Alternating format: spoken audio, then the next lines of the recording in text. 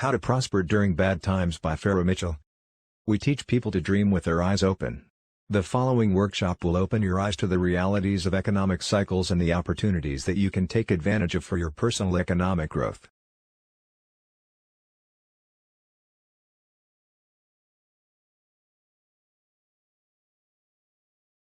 Many people often associate economic downturn with lack or absence of opportunities.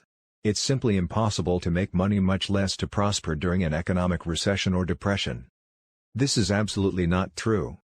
Because the truth is, economic recessions or its uglier cousin, economic depressions, are just the perfect opportunities that anyone with vision can take advantage of to become not just rich, but filthy rich. For the record, no less than America's second richest person alive, Warren Buffett, whose personal fortune reached a dizzying $48 billion before he decided to give back to the society $31 billion, can attest to this. Warren Buffett built his massive fortune buying businesses and properties that most people had given up as lost. To many businessmen, he is the great rescuer who bailed them out of their economic miseries.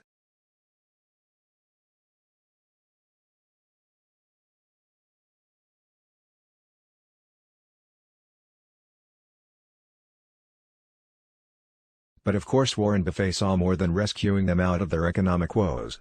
If he sees no value or potential in their businesses, he sees no reason to buy them. But what exactly does he know that ordinary mortals don't usually know about economic downturns? First and foremost, economic downturns don't last. During bad times, prophets of doom would say the worst things about the economy. Of course things are bad. But they only remain bad to a certain point. This is because of the thing called economic cycle. Economic cycles are periods in history of booms and busts. Economic cycles are the hallmarks of laissez-faire system. Economic cycles behave just like the seasons. And just like the seasons, the climate always changes. And just like the seasons, you can predict a downturn or an upturn. What happened just after the turn of 20th century was a classic example of an economic boom suddenly gone bust.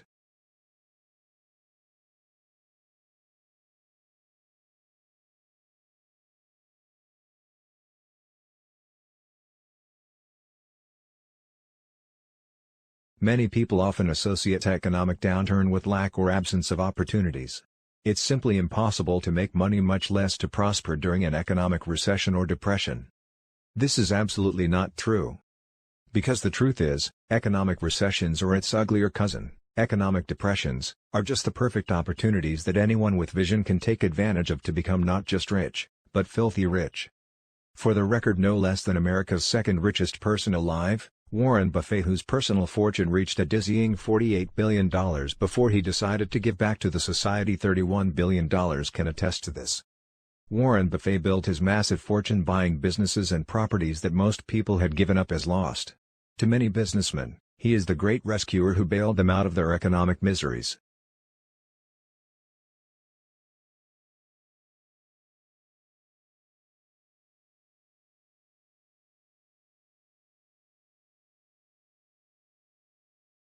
But of course Warren Buffett saw more than rescuing them out of their economic woes. If he sees no value or potential in their businesses, he sees no reason to buy them. But what exactly does he know that ordinary mortals don't usually know about economic downturns? First and foremost, economic downturns don't last. During bad times, prophets of doom would say the worst things about the economy. Of course things are bad. But they only remain bad to a certain point.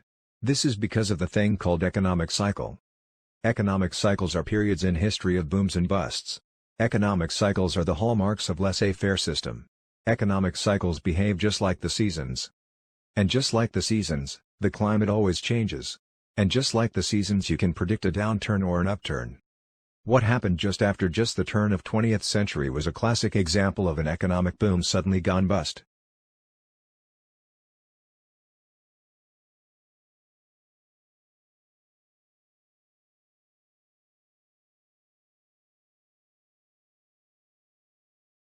Here are best practices that will help you to successfully navigate your business through an economic downturn. Goals. The primary goal of any business owner is to survive the current economic downturn and to develop a leaner, more cost-effective and more efficient operation. The secondary goal is to grow the business even during this current economic downturn. Objectives. Conserve cash. Protect assets. Reduce costs. Improve efficiencies. Grow customer base. Required action. Do not panic. History shows that economic downturns do not last forever. Remain calm and act in a rational manner as you refocus your attention on resizing your company to the current economic conditions.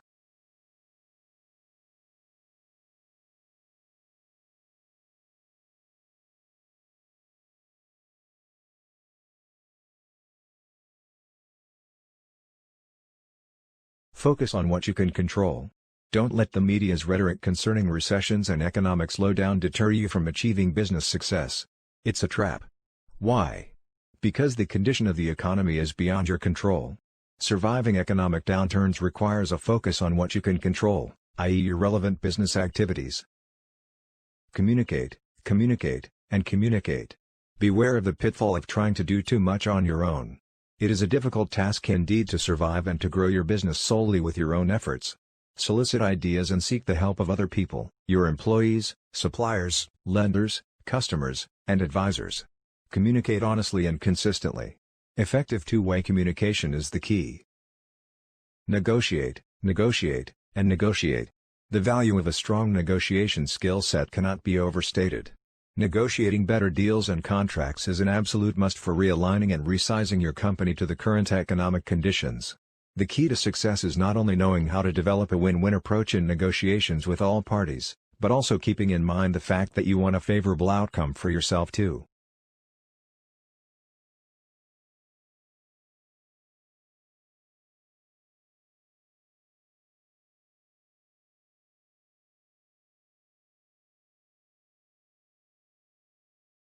Recommended best practice activities. Nuts and bolts. The following list of recommended best practice activities is critical for your business survival and for its growth during an economic downturn. The actual financial health of your particular business, at the outset of the economic downturn, will dictate the priority and urgency of the implementation of the following best practice activities. 1. Diligently monitor your cash flow. Forecast your cash flow monthly to ensure that expenses and planned expenditures are in line with accounts receivable. Include cash flow statements into your monthly financial reporting. Project cash requirements 3 to 6 months in advance. The key is to know how to monitor, protect, control, and put cash to work. 2. Carefully convert your inventories. Convert excess, obsolete, and slow-moving inventory items into cash. Consider returning excess and slow-moving items back to the suppliers. Close out or inventory reduction sales work well to resize your inventory. Also, consider narrowing your product offerings. Well-timed order placement helps to reduce excess inventory levels and occasional material shortages. The key is to reduce the amount of your inventory without losing sales.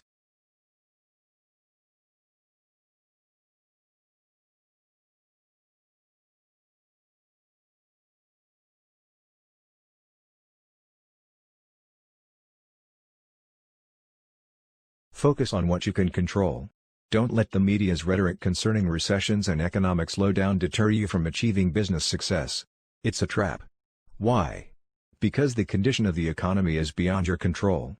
Surviving economic downturns requires a focus on what you can control, i.e. your relevant business activities. Communicate, communicate, and communicate. Beware of the pitfall of trying to do too much on your own. It is a difficult task indeed to survive and to grow your business solely with your own efforts. Solicit ideas and seek the help of other people, your employees, suppliers, lenders, customers, and advisors. Communicate honestly and consistently. Effective two-way communication is the key. Negotiate, negotiate, and negotiate. The value of a strong negotiation skill set cannot be overstated. Negotiating better deals and contracts is an absolute must for realigning and resizing your company to the current economic conditions.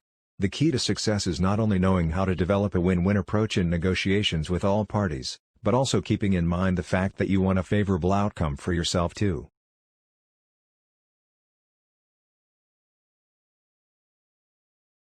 Three. Timely collection of your accounts receivable. This asset should be converted to cash as quickly as possible. Offer prompt payment discounts to encourage timely payments. Make changes in the terms of sale for slow-paying customers, i.e. changing net 30-day terms to COD. Invoicing is an important part of your cash flow management. The first rule of invoicing is to do it as soon as possible after products are shipped and/or after services are delivered.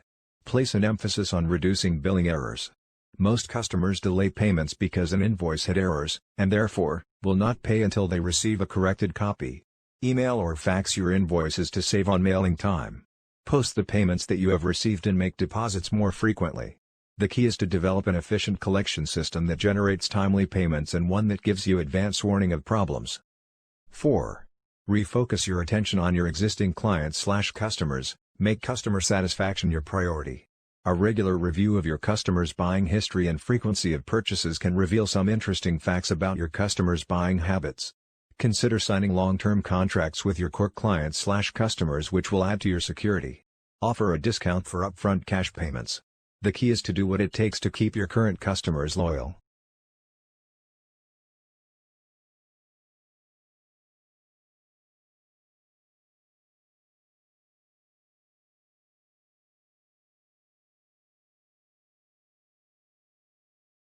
Five. Renegotiate with your suppliers, lenders, and landlord.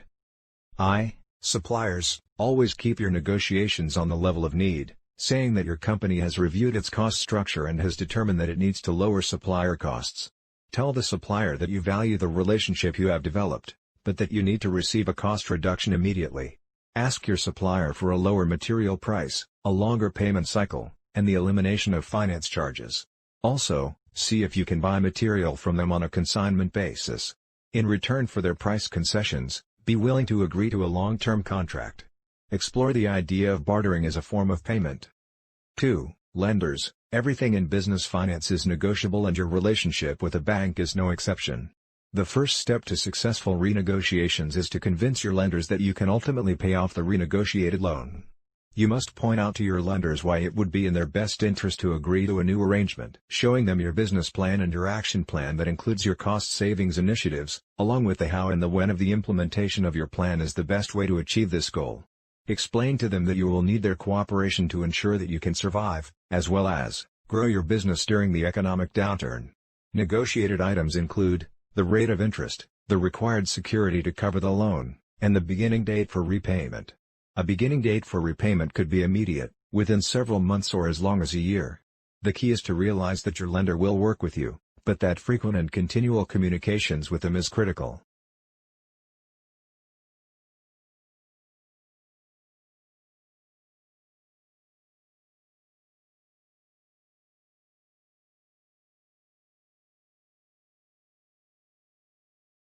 Three. Landlord. Meet with your landlord. Explain your need to have them extend the term of your lease at a reduced cost. Make sure you have a clause in the lease agreement that entitles you to have the right to sublet any or all of the leased space. 6. Reevaluate your staffing requirements. This is a very critical area. Salaries/wages are a major expense of doing business.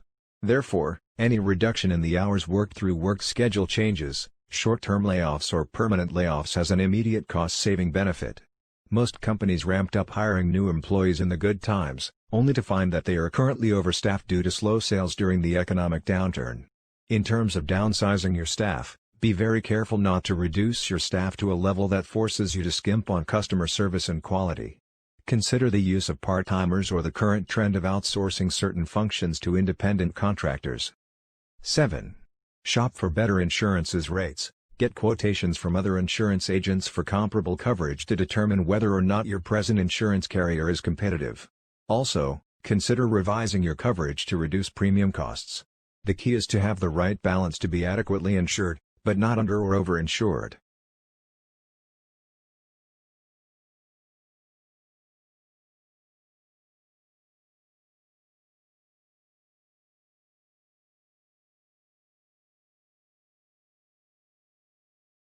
Eight. Reevaluate your advertising. Contrary to the other cost-cutting initiatives, evaluate the possibility of increasing your advertising expenditures. This tactic realizes the advantage of the reduced noise and congestion, fewer advertisers, in the marketplace. The downturn period a great opportunity to increase brand awareness and create additional demand for your product/service offerings. 9. Seek the help of outside advisors. The use of an advisory board comprised of your CPA, attorney, And business consultant offers you objectivity and provides you with professional advice and guidance. Their collective experience in working with similar situations in past economic downturns is invaluable. 10. Review your other expenses. Target an across-the-board cost-cutting initiative of 10 to 15%.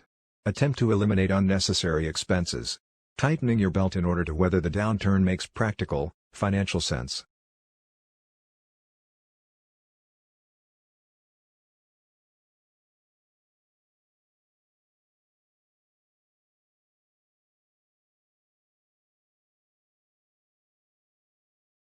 Proactively managing your business through an economic downturn is an enormous challenge and is critical for your survival. However, through well-planned initiatives, an economic downturn can create tremendous opportunity for your company to gain greater market share. In order to take advantage of this growth opportunity, you must act quickly to implement the above best business practices to continue realigning and resizing your company to the current economic conditions.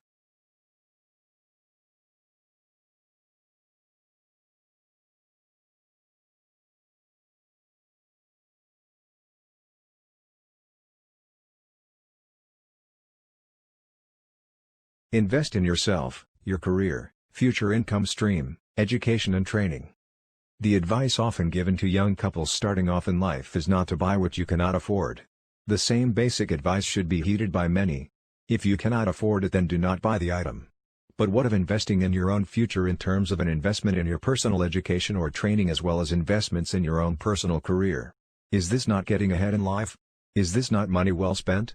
Even if you have to borrow and go into debt, is this not money well spent? If at the end of the day, year or decade you will be much further ahead in position, salary as well as benefits in addition to job and personal satisfaction, is this not money, time and effort well spent and allocated? Indeed it is and can well be. In the case of your education, $1 borrowed now will result in better jobs that you will most likely find more challenging and enjoyable, and have a lot more financial reward than a job on the status scale, say as a bus driver or a technician doing oil jobs at your local Walmart. In the case of a vehicle or car loan, it may be a godsend. If your vehicle is not reliable, then how can you show up on time, keep your job without an image and reputation of reliability?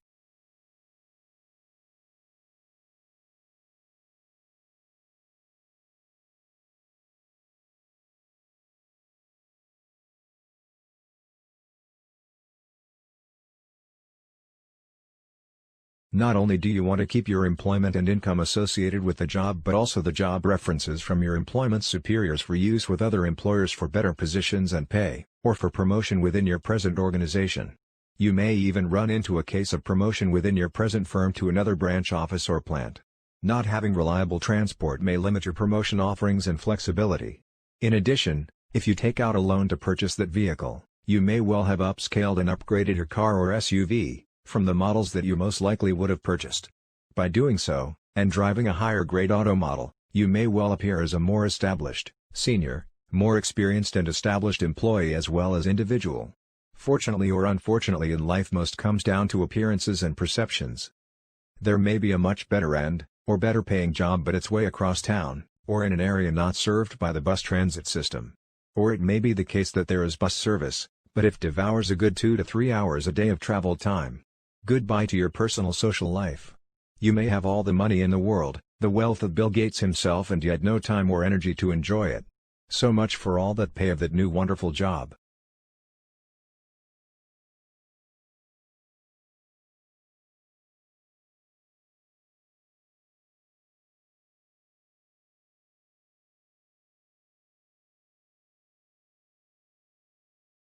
A real step forward, as they say.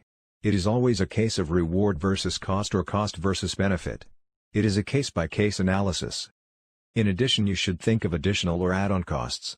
Do not stretch yourself too thin, financially. A course at university may not be offered in your calendar year, you will have to complete your schooling fully at a later date than expected. A course may be full, ditto for time delay. Or you may even have to repeat a course or change plans along the way, necessitating longer time duration of studies. Leave a buffer of funding both for yourself and as well with the agency that provided the loan, be it bank, savings and loan, credit union or even parents or relatives. Don't break the bank, so to speak, at the first step. The same analysis of benefit versus costs prevails in the car, transport, job scenario situation. Many people will drive across town for a bargain to save $1 and spend $10 on gas costs in the process. Incorporate the price of gas into your final net salary, not as an aside.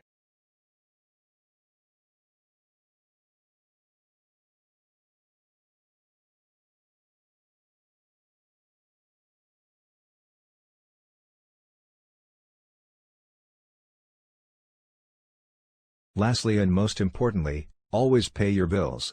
Never take on more than you can chew, or in this case afford.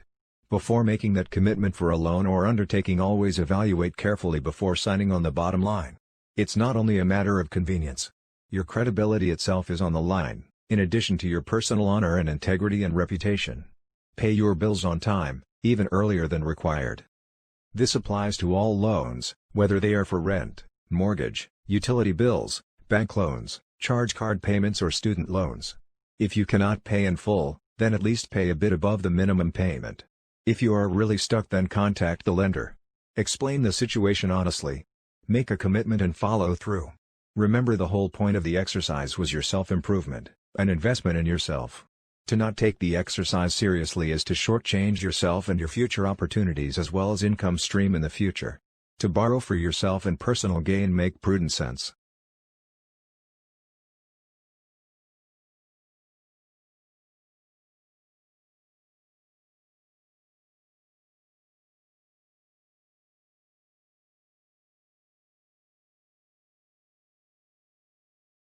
Emails and mail orders, the golden goose that keep laying eggs, after eggs, after eggs, after eggs. Why is emails the golden eggs? Because the emails that you collect will become the customers for the rest of your life. And your children's life. Once you have the email, you can keep selling to that customer over and over again. You can have autoresponder machine that will automatically send your emails, or if you have online course or book, it will automatically respond to your customers. This is a form of generational economic empowerment, because once it's online it will make money for your children's children.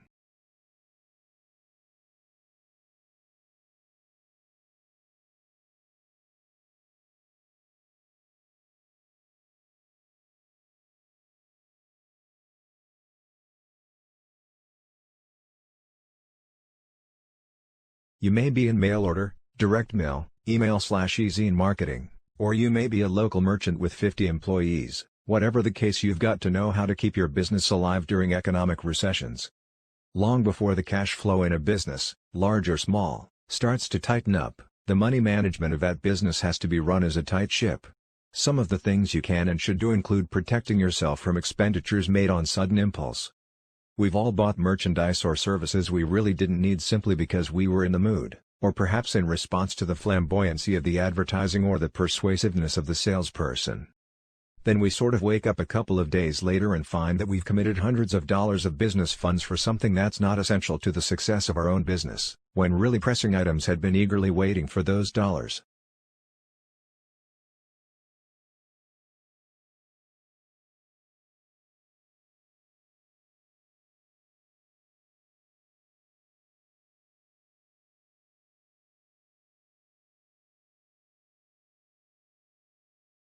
If you are incorporated, you can eliminate these impulse purchases by including in your bylaws a clause that states, all purchasing decisions over a certain amount are contingent upon approval by the board of directors.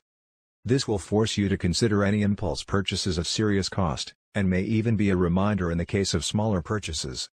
If your business is a partnership, you can state, when faced with a buying decision, that all purchases are contingent upon the approval of a third party. In reality, the third party can be your partner, one of your department heads, or even one of your suppliers.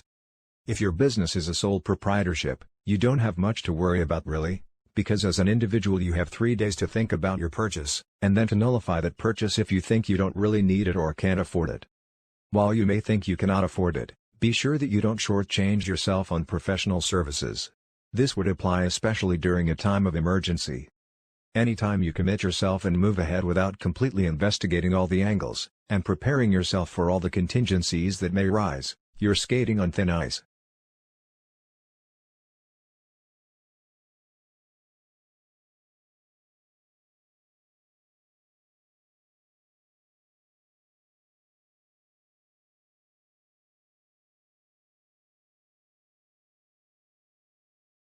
1244 Stock Category Advantages. As an example, an experienced business consultant can fill you in on the 1244 stock advantages. Getting eligibility for the 1244 stock category is a very simple process, but one with tremendous benefits to your business. The 1244 stock encourages investors to put equity capital into your business because in the event of a loss, amounts up to the entire sum of the investment can be written off in the current year. Without the 1244 classification, any losses would have to be spread over several years, and this, of course, would greatly lessen the attractiveness of your company's stock.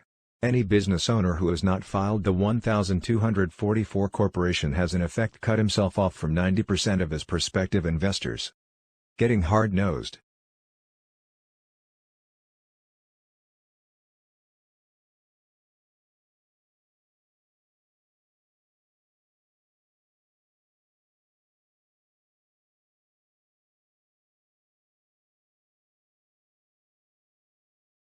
Particularly when sales are down, you must be hard-nosed with people trying to sell you luxuries for your business. When business is booming, you undoubtedly will allow salespeople to show you new models of equipment or a new line of supplies, but when your business is down, skip the entertaining frills and concentrate on the basics. Great care must be taken, however, to maintain courtesy and allow these sellers to consider you a friend and call back at another time. Your company's books should reflect your way of thinking, and whoever maintains them should generate information according to your policies.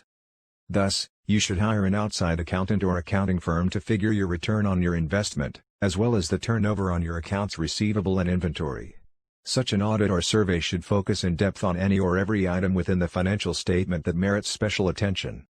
In this way, you'll probably uncover any potential financial problems before they become readily apparent, and certainly before they could get out of hand.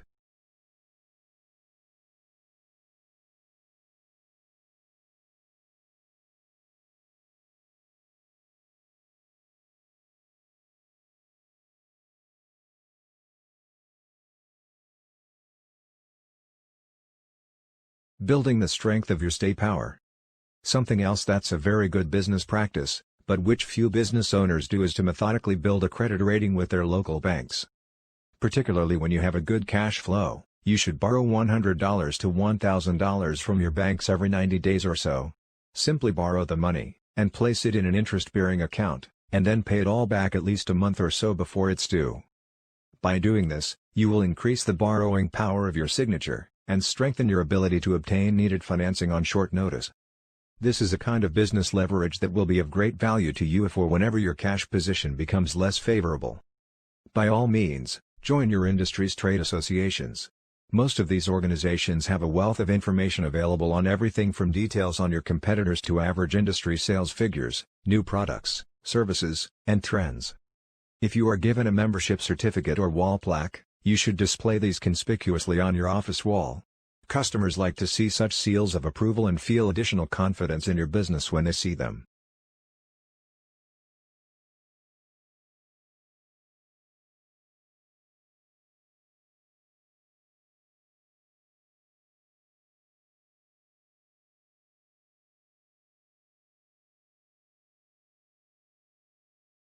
Often overlooked, if at all possible, you should have your spouse work in the business with you for at least 3 or 4 weeks per year. The important thing is that if for any reason you are not available to run the business, your spouse will be familiar with certain people and situations about your business.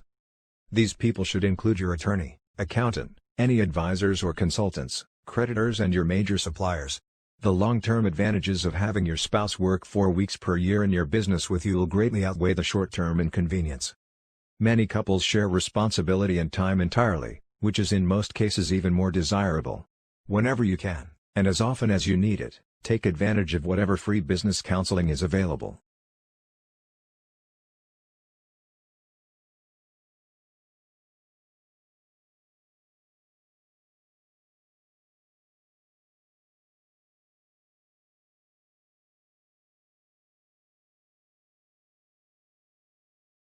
The misconception about business in the summer. Whoever started the nasty rumor that mail order business is very slow during the months of July and August is dead wrong. In case you are new to the world of mail order, you are likely to believe this rumor. The sad part is that a lot of people in the business really believe it. Why do they believe it? Because they have been told by someone else and the rumor was considered gospel, so that someone told someone else and so on. Sound familiar? What people don't realize is that there is no foundation to this rumor. The only reason the mail order business may slow down in the summer months is because of the nature of the product being sold. Try selling winter clothes in July. Some people will go so far as to stop advertising during the summer months because they are convinced they won't get any sales. Because of the drop in revenue for publishers, due to this line of thinking. Everybody suffers and they keep the rumor alive and true. Only people believing this lie are making it happen.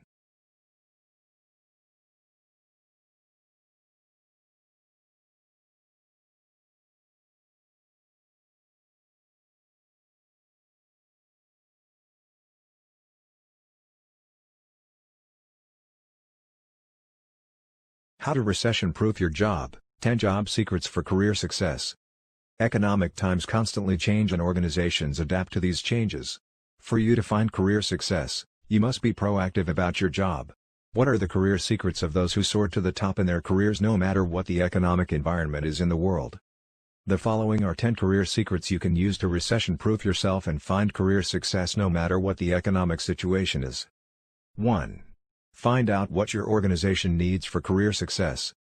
Invest the time to investigate and understand your organization's mission, goals, and values. Your organization may be facing challenges and the person who can tune into what the organization needs to be successful and provide the solution can write his/her own career success ticket. Remember, to get what you want in your career, you must help your organization, your department, your manager succeed. Focus on what is important to your manager and provide the solution. If customer service is important, speak with your manager in terms of creating customer solutions. If your manager is a numbers person, quantify all your results, etc.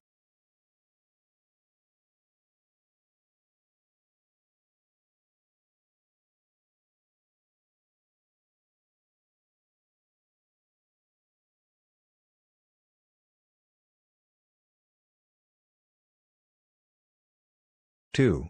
Be a change agent for career success. Organizational change will change the way you do your job. There is no escaping the changes that are happening around us all the time. Learn to embrace these changes so that you can learn how to take advantage of the career opportunities available from being a change agent. How do you do this? Be proactive and ask questions about the change. How does it affect the organization? What challenges will there be implementing the changes? How will these changes affect the way you do your job? And the most important question, what can you do to help implement the changes? Once you receive the answers to these questions, and are able to act on the answers, you are way ahead of the change curve and will be looked at as someone who can make things happen within the organization. This will lead to countless career opportunities.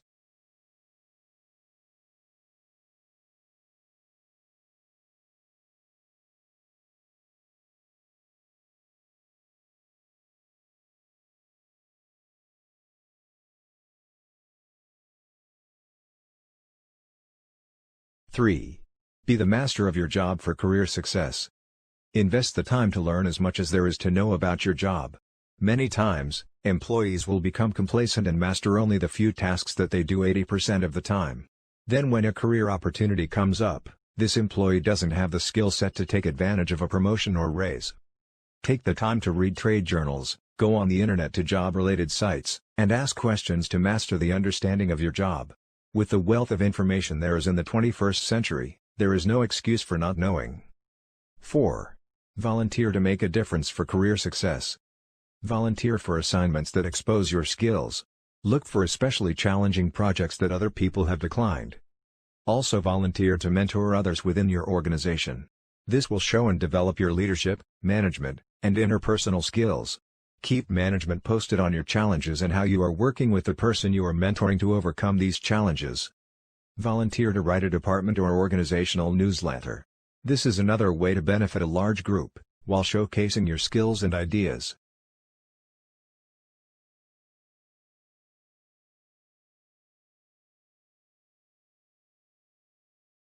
Three. Be the master of your job for career success. Invest the time to learn as much as there is to know about your job. Many times, employees will become complacent and master only the few tasks that they do 80% of the time. Then when a career opportunity comes up, this employee doesn't have the skill set to take advantage of a promotion or raise. Take the time to read trade journals, go on the internet to job-related sites, and ask questions to master the understanding of your job. With the wealth of information there is in the 21st century, there is no excuse for not knowing. 4. Volunteer to make a difference for career success. Volunteer for assignments that expose your skills. Look for especially challenging projects that other people have declined. Also volunteer to mentor others within your organization. This will show and develop your leadership, management, and interpersonal skills. Keep management posted on your challenges and how you are working with the person you are mentoring to overcome these challenges. Volunteer to write a department or organizational newsletter. This is another way to benefit a large group, while showcasing your skills and ideas.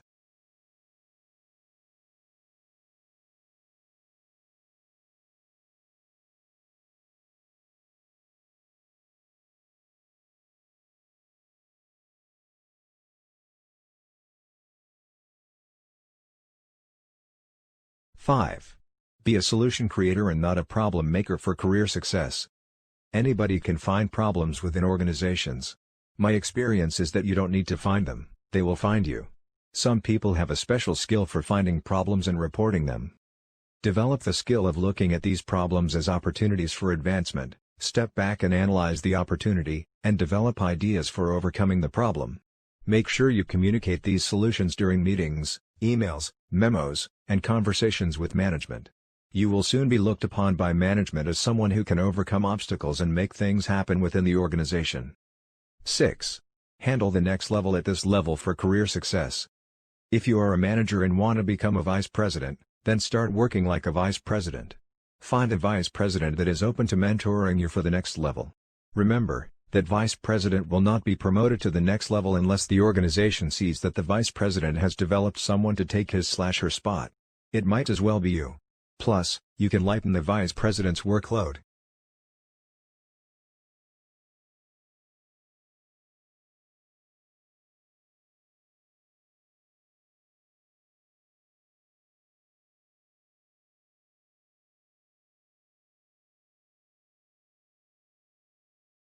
Explain to the vice president what you want to accomplish so that everyone has a clear understanding and that this is a win-win situation for all involved. I'm too busy already to do this. Well, let me ask you, how badly do you want the promotion? We are all busy.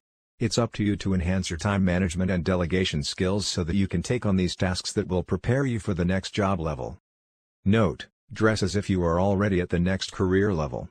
When you dress for the next level, this makes it easier for the decision makers because they can already envision you at the next career level.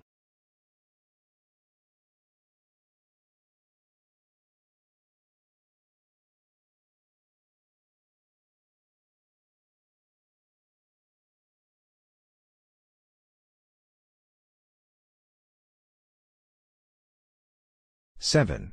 Announce that you want it.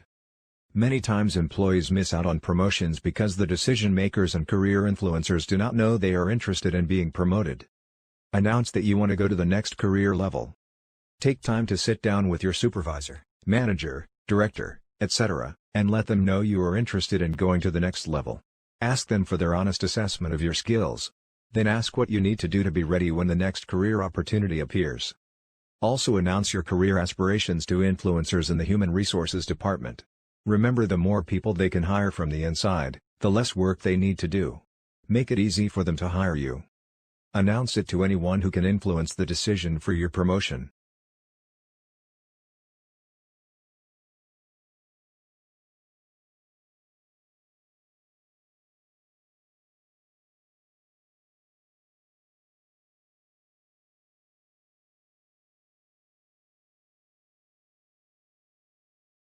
Eight. Network and join groups to accelerate career success. Join and be active in committees within your organization for career success. This shows management that you care enough to make a difference. It also allows a larger assortment of managers to experience your skill set outside of your normal duties. Also join professional groups and associations for career success. Professional groups and associations are a perfect way to let influencers outside your organization become aware of your skills. Remember, these influencers most likely work for other organizations and may be in positions to hire new employees. Don't just join, participate in the association's activities to show your creativity, teamwork, and other skills. Join and let your organization know you've joined these groups. This will show your organization that you are an employee who is taking action to stay ahead of the career success curve and can contribute to the organization.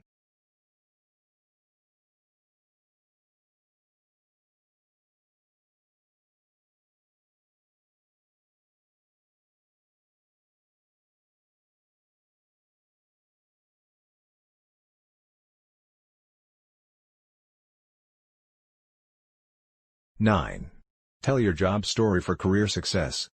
Let as many people within your organization and outside your organization know what you do and how well you do it. Make sure you tell your job story at meetings, company conferences, and retreats and to customers. Make sure you tell them with passion. Many people are shy about telling their career story in a group setting. Because of this fear, you may miss out on the one opportunity to let other people know what you know. One of the most important groups that you could ever join to overcome this fear is Toastmasters. This is a worldwide organization with over 175,000 members dedicated to helping members improve their public speaking, evaluation, think on your feet, and leadership skills. The main reasons you should join Toastmasters are the following. Toastmasters can give you the confidence to approach any opportunity with confidence. Toastmasters can give you the speaking skills to stand up in front of a group and present your point in a persuasive manner. While others may shy away from this opportunity, you develop your leadership skills by learning how to do effective, positive, and encouraging feedback and evaluations, while learning how to empower the receiver to do better. You have the opportunity to develop your leadership skills by volunteering for positions at the club, area, state, regional, and international level. I always say if you can't get the skills at your organization, you can get it at Toastmasters.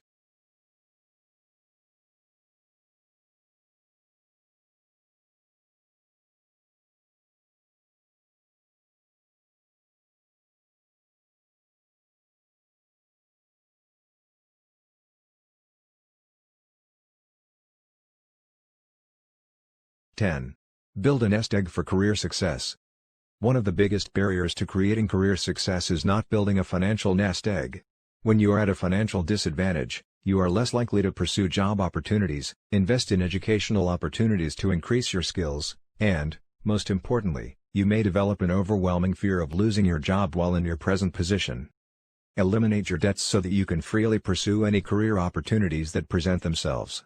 It's no fun knowing that you wanted a certain job but couldn't pursue it because of financial obligations. I challenge you to apply these 10 career techniques today. You will see immediate job results and go to the next career level no matter what the economic environment may be.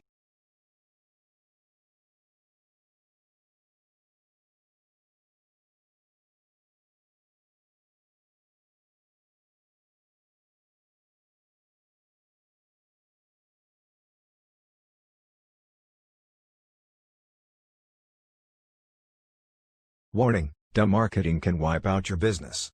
Ex-director saves you money, time and tears of misfortune. Learn the ropes of how to strategize your online business. It's amazing the amount of bad marketing that I run into along the rocky road to financial freedom. There are many false gurus, shaman, and magic gizmo sellers from every walk of life. I am offered everything from snake oil to the once-in-a-lifetime chance to meet Bruce Springsteen. I am not even a Bruce Springsteen fan, I only know a handful of his songs. But anyways, I am getting way off track. How do you recession-proof your business?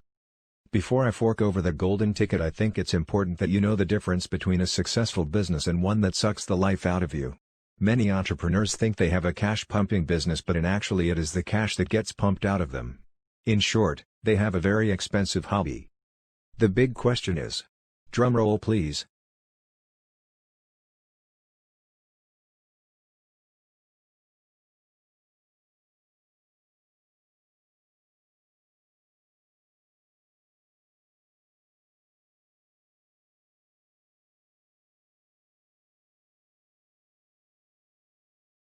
What creates a recession? I'm sure you got a textbook answer. I can think of several myself. One of the things that comes to mind is that you have a disastrous guy in charge somewhere who calls all the shots. He does a shoddy job at best but still has the ear of the boss. As far as the man in charge, he takes his cues from another era where the marketing made little sense then as well. He likes expensive advertising and has convinced himself that this stuff actually works. I am talking about advertising in things like radio and television. You could get away with that stuff in the 1960s back when you only had 3 networks, ABC, CBS and NBC. But now you got 900 digital channels, pay-per-view, HBO 1, HBO 2 and well you get the idea. Let's not forget the multitude of digital radio stations too. Getting someone's attention now is going to be a heck of a lot harder than you thought. How do you break through the crud? When you need leaders you need people who can think on their feet. It's a good idea to get someone who can actually push your vehicle out of the mud. This means trimming the fat. You have to cut the ties with outdated thinking and things that will bleed your account dry, television and radio being just the beginning. Your business could be in the dumpster because of outdated thinking.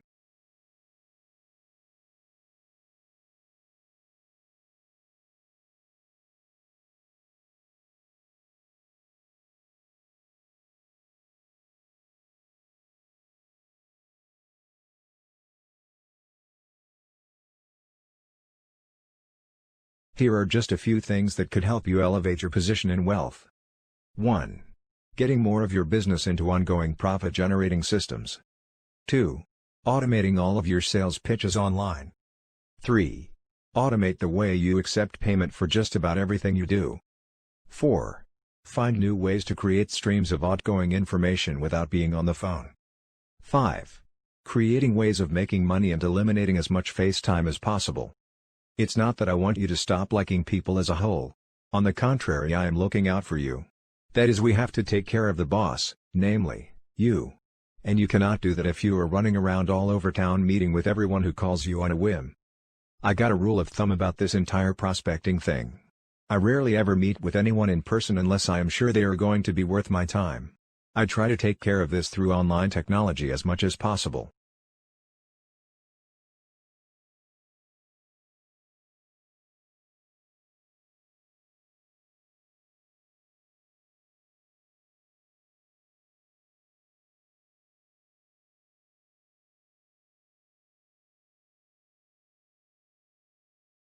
The power of automation. I set up roadblocks when I can. I try to create an online outlet for my prospect to get more information before they actually pick up the phone and contact me. I do not want to be on the phone all day, although that sometimes happens. My prospects usually find a pre-recorded movie that explains my services to them in some form. This really works wonders if you are dealing with people who are in a recession frame of mind. If they are normally close-minded to new ideas and new thinking, then putting your presentation on autopilot on the web works.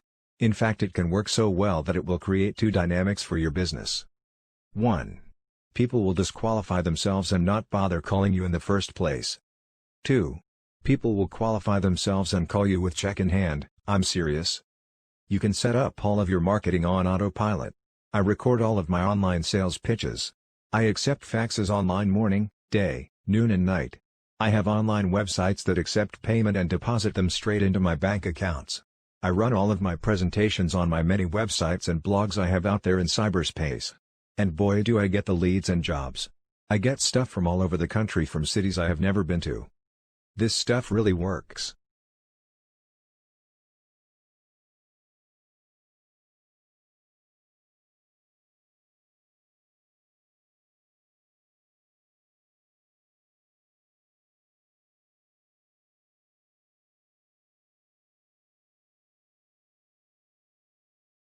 What business are you in?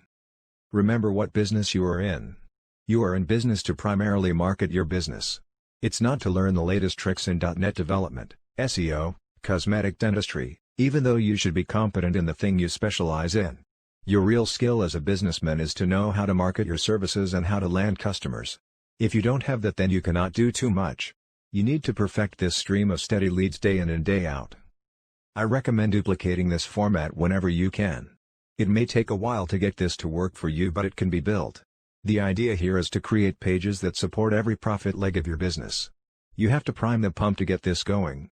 Once it is built, you can enjoy a day off now and then. Who knows, maybe you can even take a nap. If you are a full-time entrepreneur, no doubt you deserve one.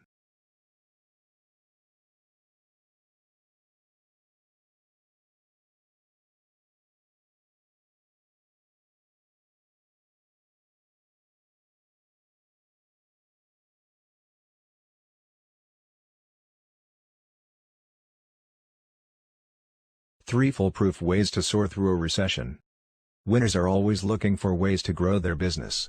They trust their company, trust their customers to come through for them, and realize that a financial crunch offers advantages that aren't available during better economic times. 1. Get more for your advertising bucks. When the economy makes a turn for the worse, it just makes sense that your advertising will give less of a return than during an economic boom. Sure, there's a lot less money being spent, but you don't have to watch your profit margin plummet. Think about it. Advertisers are feeling the recession just as much as you are, and are more desperate for clients. It's the perfect atmosphere to negotiate your way to lower costs, even if you are already getting a good price. Every advertising penny you can save is that much more profit you earn on the products. Have you thought about getting free publicity? Local newspapers are always looking for something of local interest. Make the news. Publicity is free, but a wonderful way to get your business in front of potential clients. Do your advertisements really need to be as big as they are? We tend to think the big is better, but the facts are that short ads with 11 words or less often generate higher response than large ads.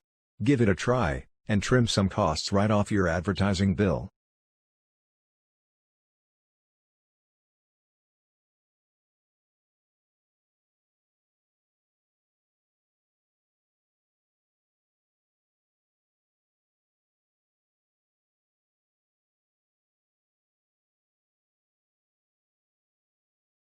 Two.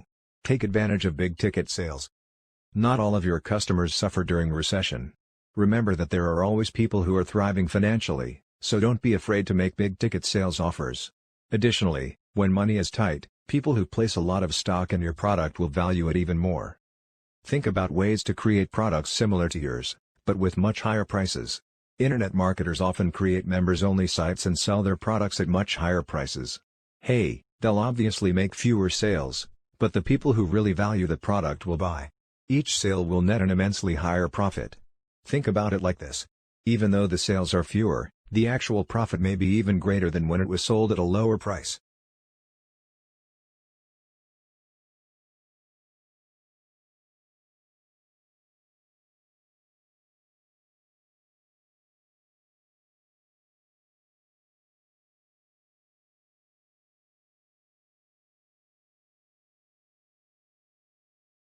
Three. Maximize the customers you have. Your customers already know that you have great products and provide satisfactory service. They trust you to come through for them. Think about it. It's much easier to make sales to someone you already have a relationship with. Use every opportunity to increase your sales volume within the customer audience you already have. Do you have a product that goes with the one they are purchasing? Offer it to them at the register. It's a proven and effective method for increasing sales. You may be shocked at the additional sales you can generate from those who are already buying from you.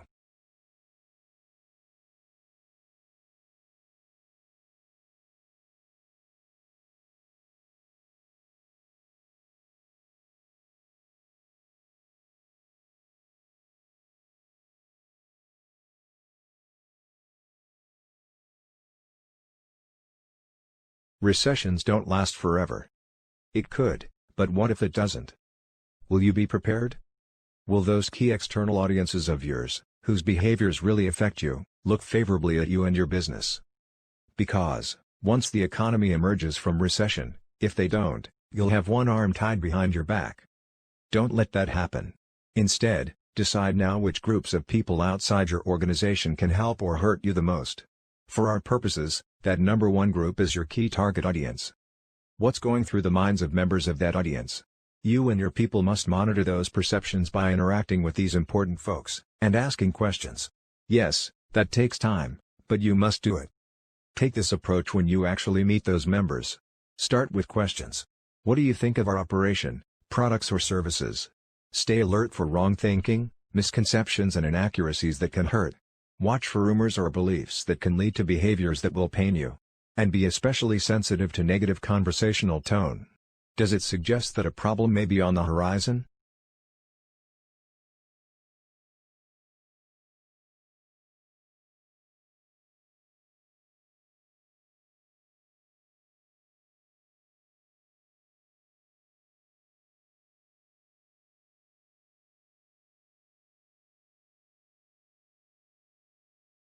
The answers you gather will let you create a corrective public relations goal. It may call for straightening out a damaging misconception about your service quality, or it may seek to replace an inaccurate perception with the truth. Sometimes, your public relations goal will zero in on a particularly hurtful rumor with plans to lay it to rest. For that matter, even a less than positive overall impression of your organization can be targeted for improvement by your public relations goal. How do you achieve that goal? You select a strategy that shows you how to get there. There are only three choices. Create opinion, perceptions, where none exist, change existing opinion, or reinforce it. Select the one that obviously fits your public relations goal.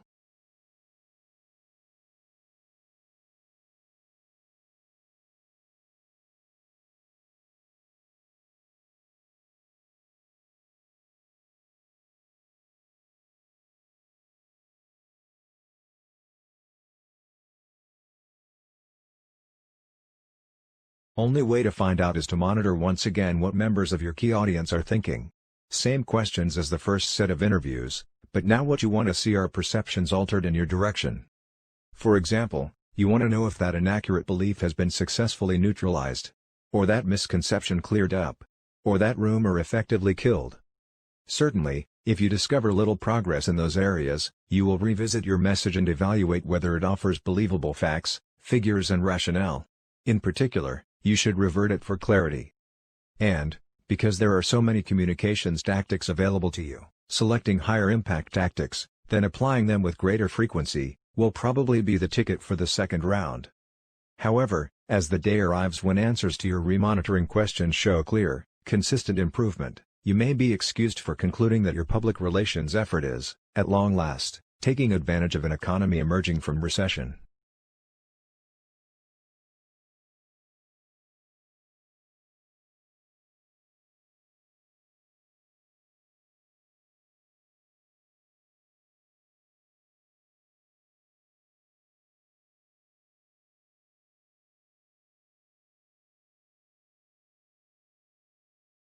The importance of establishing a good online presence.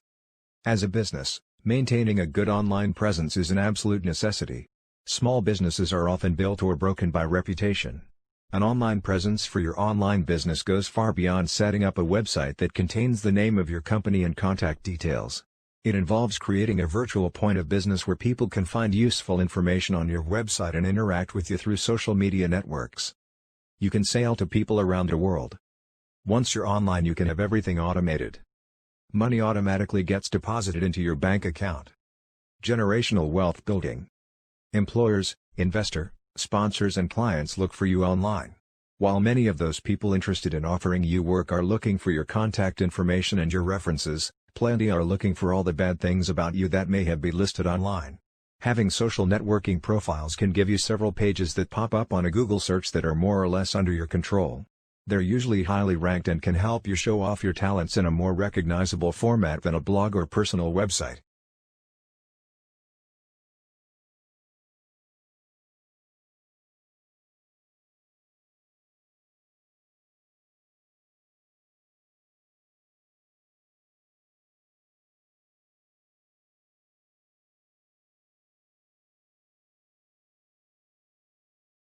Seven reasons to care about your online presence and how it will help you get out of hard times. 24-hour availability. The internet is always available and can showcase your business all day long. This enables your prospective customers to find your products and services at any time of the day and from any location. If you run a retail business, your online store will be accessible on a 24-hour basis and customers can conveniently make their purchases whenever they need to. This is a key advantage over offline shopping where you have to wait until business hours. Brand building. A strong online presence allows you to build your brand and gain the credibility that you need to attract more customers. Along with making your business readily accessible, online presence also gives your customers an easy way to find out more about what you have to offer. Positive image. Interacting with your customers and getting feedback from them through online reviews as well as regularly updating your online posts will create a positive image for your business. This type of image increases the likelihood of prospective customers doing business with you and boosting your sales.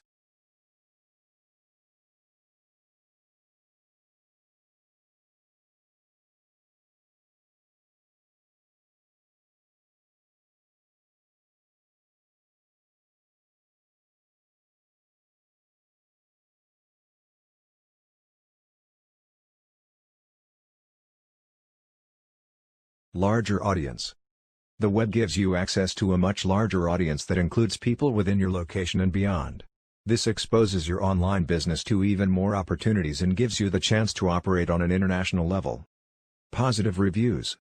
A credible business that values its customers can look forward to positive reviews that will result in customer loyalty and a broader customer base. Customers often use reviews to make their purchasing decision, and it's important to prioritize quality customer service. Effective marketing. Online presence makes it easier for you to market your business and sell your products. A properly designed and informative website with well-written content enables customers to make informed purchasing choices. The web provides a marketing platform that gives you a cost-effective way to reach a wider audience than conventional marketing techniques.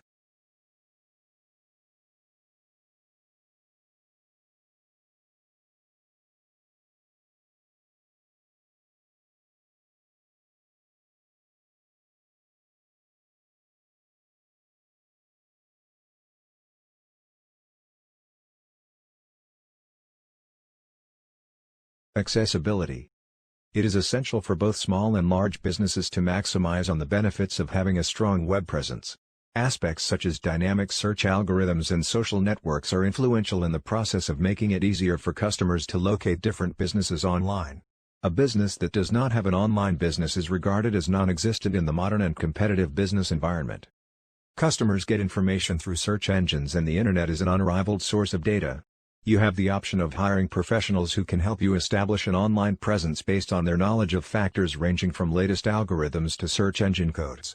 Marketing your business online constitutes your website, SEO, and strategic use of social media.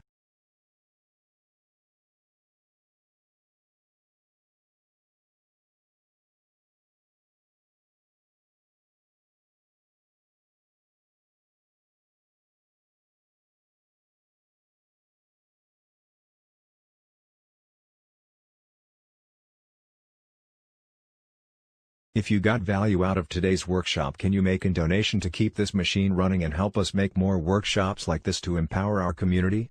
Our mission is to give you the tools to empower yourself, your family, and your community. We have put in an incredible amount of work designing this workshop for you. A Cash App donation of $25 or more would be awesome, but we will take whatever you give us to help us cover our cost. Every penny counts. We put in over 40 hours in research designing the literature, and over 5 hours designing the workshop itself. We spent over 4 hours in voiceovers. I have 5 staff members to pay. With your donation you can help make these free community empowerment workshops become a sustained reality. Only one barrier stands between us and accomplishing this initiative: adequate funding. We hope we can count on you to help our community, and we thank you in advance for your consideration. Cash App $for OA.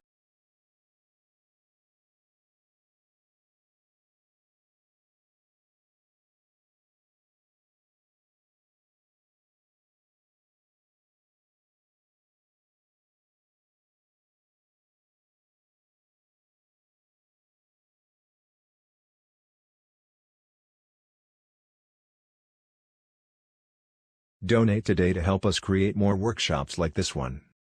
Contact us now. Cash App $for OA. PharoMitchellOnline.com, Amazon.com/author/Pharaoh.